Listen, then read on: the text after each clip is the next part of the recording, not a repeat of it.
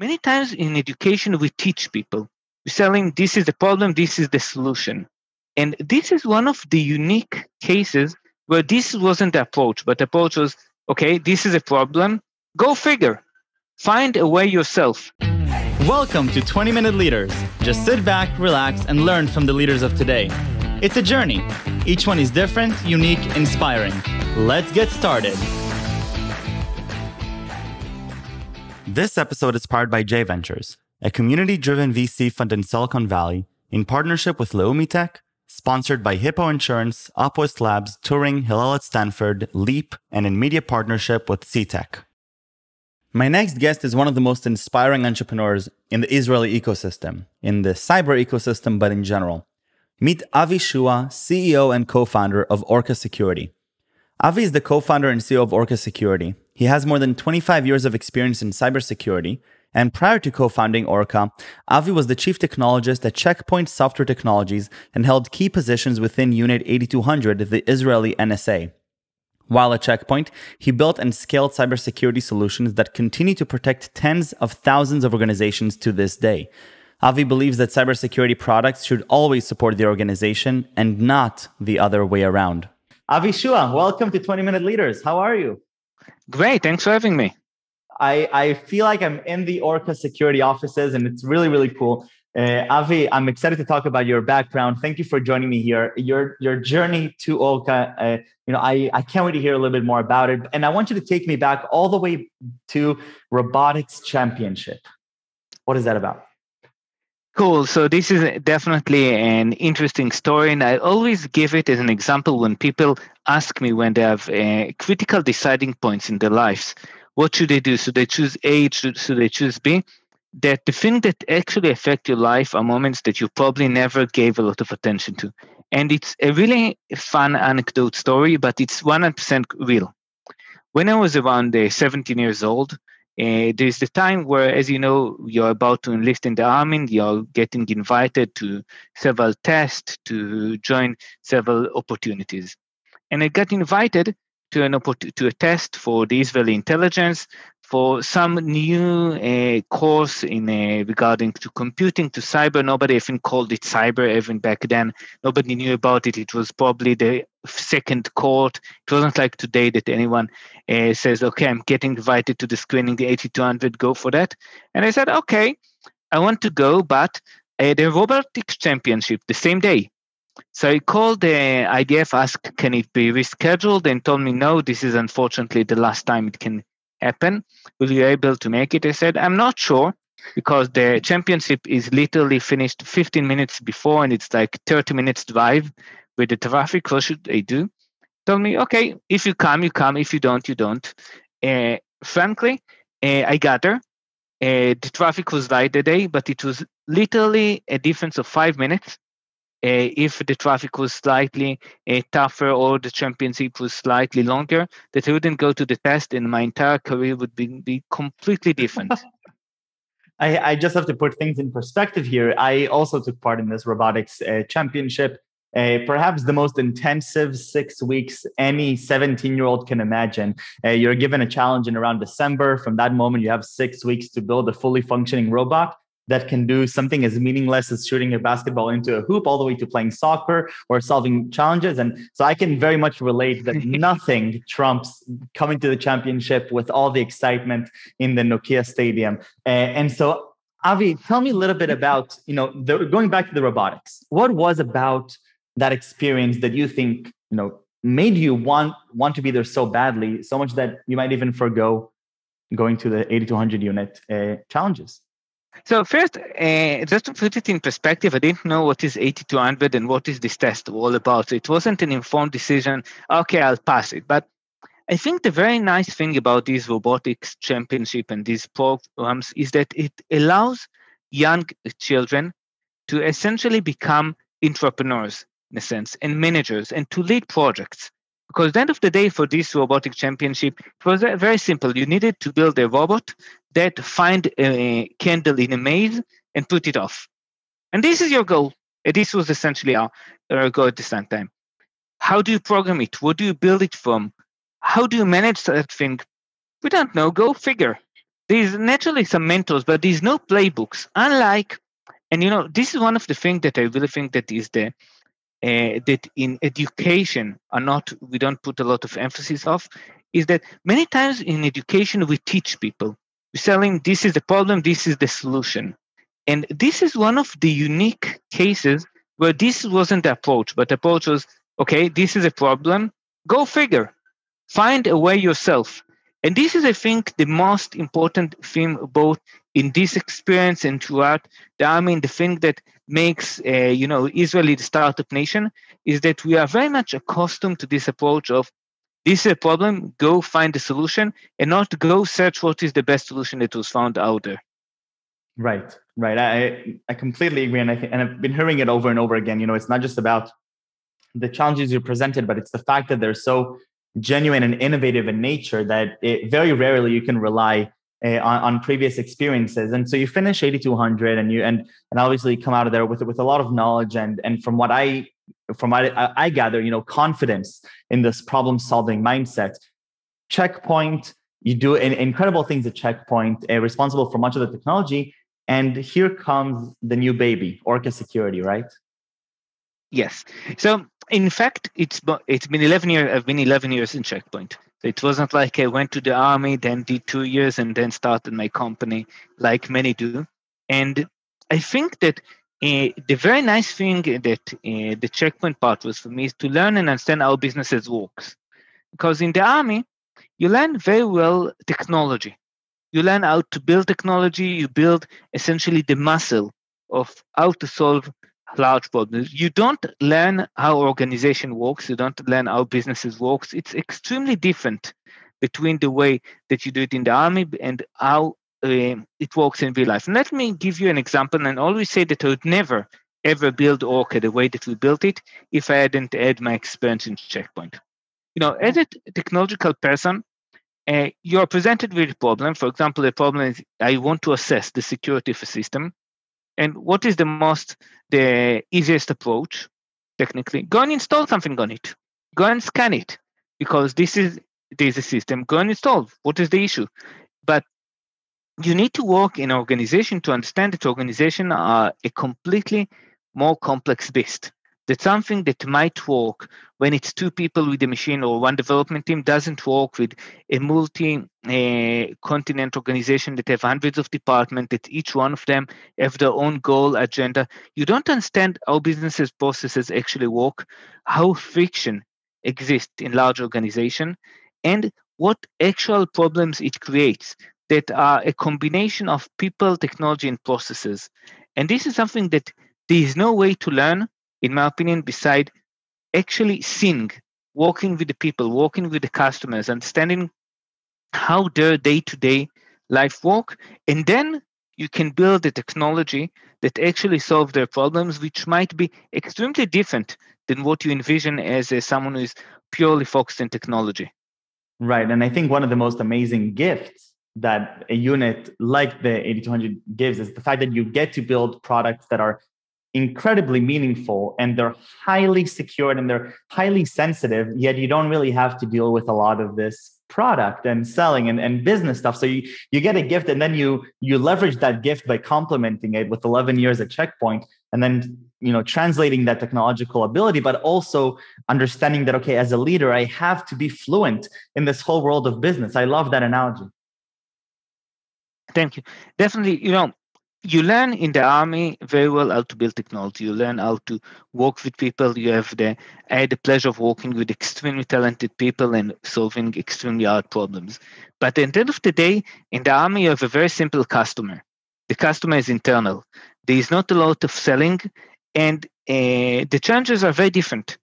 And in the real world, and I think that I've seen many cybersecurity startups that had extremely great technology of people that went out of the army, and this was probably the most secure technology out there, but they weren't good in the sense that they were actually applicable to real life situations.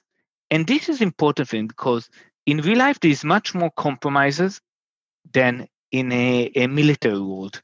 And these compromises are people that have jobs that needs to do thing. And I think that this is the success of Orca is essentially because this not is not because this is a cool technology. There's a lot of cool technology out there, but it's a cool technology that solves friction, that allow people, I had a customer that told me, if I needed to install agent, I needed to coordinate with 300 people across the organization.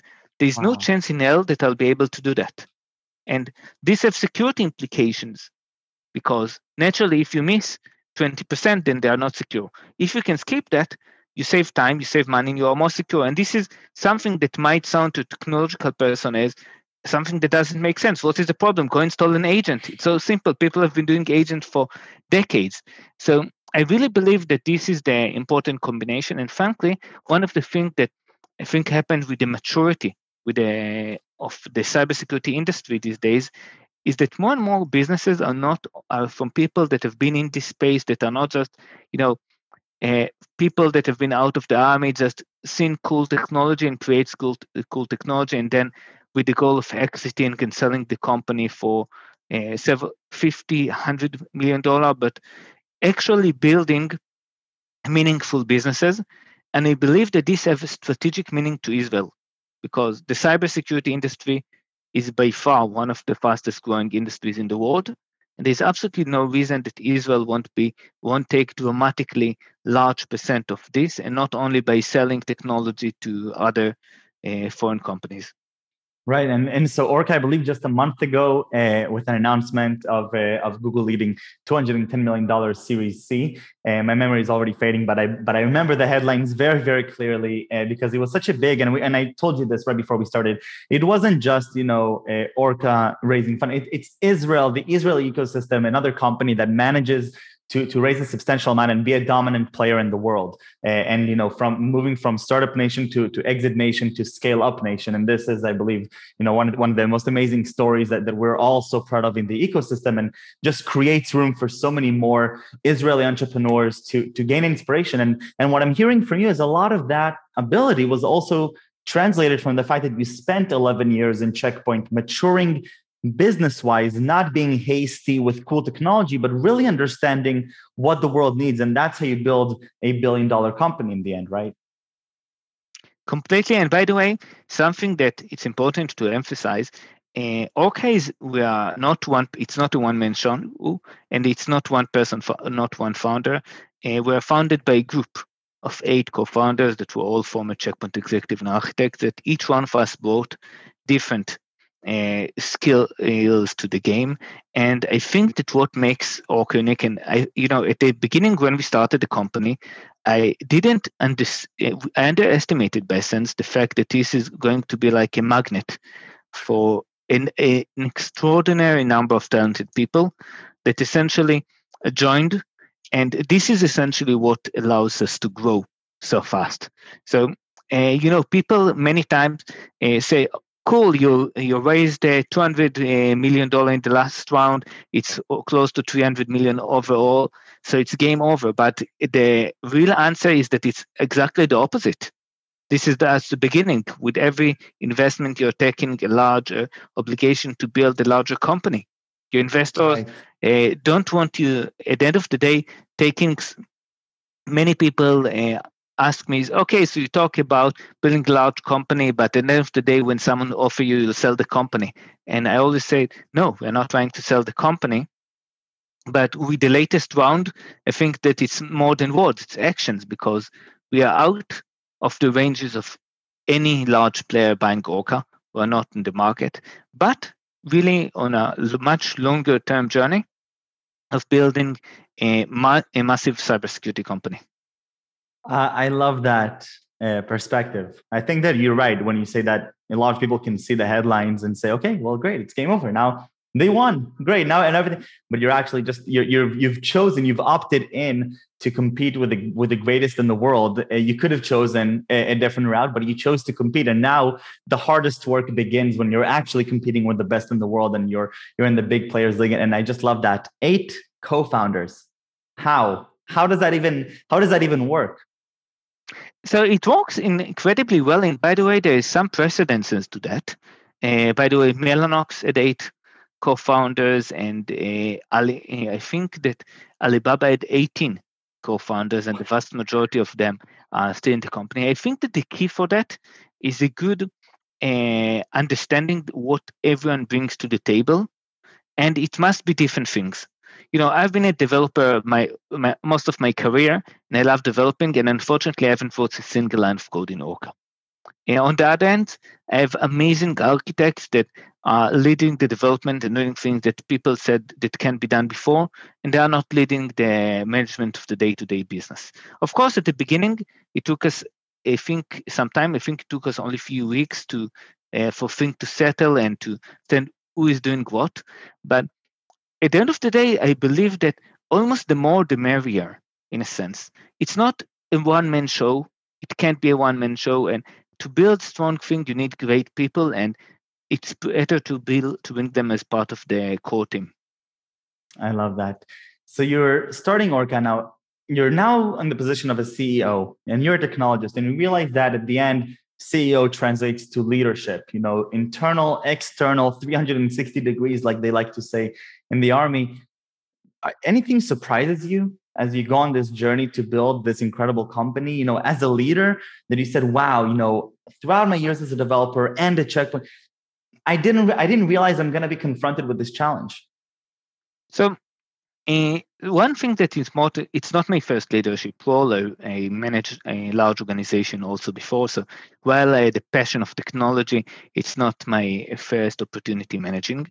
Now, the thing about managing in a startup, which is both challenging and exciting, is at the end of the day, unlike even high-level management in a company, you are responsible for everything, literally everything. There is no one else. But there are also no boundaries.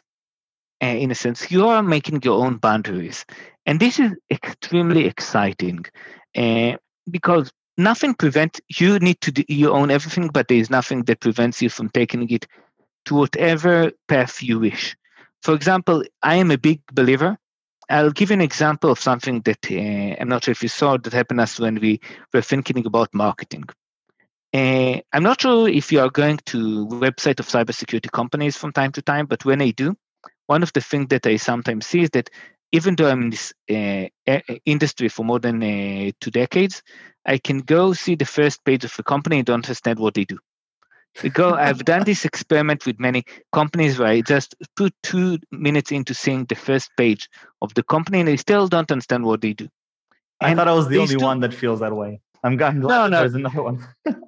You can, and even if you understand what they do, you don't understand why why they believe that their solution is better than the competition. Not if you should believe it, but why they claim that their solution is better than the industry. And I'm not a big marketing expert, but said, okay, at the end of the day, no are my customers. So let's present them with facts. And we learned something that I was a big believer in, that I don't think that I've seen any other startup do, which essentially we call the punch out. I hired someone who is not a marketing person, but a technologist that simply created lab and installed the competitors and our solution in the same environment and recorded it in 10 minutes YouTube video. Now, people told me, you are mad. Nobody's going to see 10-minute videos. It's too long for marketing. I said, but if I'm a practitioner and I can see 10-minute video instead of putting a month trying to test, it's probably a good ROI. And people told me, but competition will block it legally, which they tried. But we decided to go for that because I believe that the market loved it. And this is something that would be almost impossible to run in a large company. I won't say impossible, but almost impossible. But in a startup, you can take this approach and simply do that. And I can give numerous more examples where you can get an amazing results when you just don't go and do the standard thing that everyone is doing. And right. This is the thing that excites every day. Just think about the best approach and not try to say, okay, what is the playbook for that? Because big organizations are good in playbooks and startups are good in finding the best solutions. I love that. Avi, thank you so much for coming. I really appreciate it. I have a few last questions for you. Are you ready? Of course. All right, we'll start off easy. Your favorite subject in school, kindergarten to 12th grade? In fact, philosophy. I had the chance of learning philosophy, and I am a major in both computer science and philosophy. Wow. Okay. I love that. One of your role models, professional or personal? So, in fact, I don't really love this question because I don't believe in role models in general. I think that there's a lot of people that I learned a lot of things, but there's no one person say, okay, he's my role model in everything. I really think that you should learn good ideas, but don't try to follow a certain person. I think that's one of the best answers I got for this question. And the last question, 3 words that you would choose to describe yourself, or if I were to ask anybody who is Avi Shua, what would they say? So I believe first is not ego driven. I am the least ego driven person. I'm extremely analytical. I don't believe in gut feeling, and I'm a big believer in people in the team. I'm a big believer in teamwork and not about being a one-man show. I love that. So we have not ego driven, we have teamwork, and what was the last one? Extremely analytical. Analytical. I'm not believer in gut feeling. I'll give you an example. I don't really trust my judgment in interviews mostly. I really prefer to see data, exam results, and not, okay, I feel that this guy is strong or not. Right. I love that. And, at the end, I can only imagine the journey that one has to go through, starting a company, bringing it to what it is today, after all, holding the position of the CEO and constantly understanding the implication of the decisions you're making, that perhaps in the beginning, they're more for the team and for product market fit, but now they're across a wide range of constituents that have different incentives. And I can only imagine the struggles, but we're going to have to leave that to another episode. Avi, toda rabba. Thank you very, very much. And stay safe and stay healthy. And best of luck with Orca Security. It's just amazing. Thank you so much. Thanks for having me. Stay safe.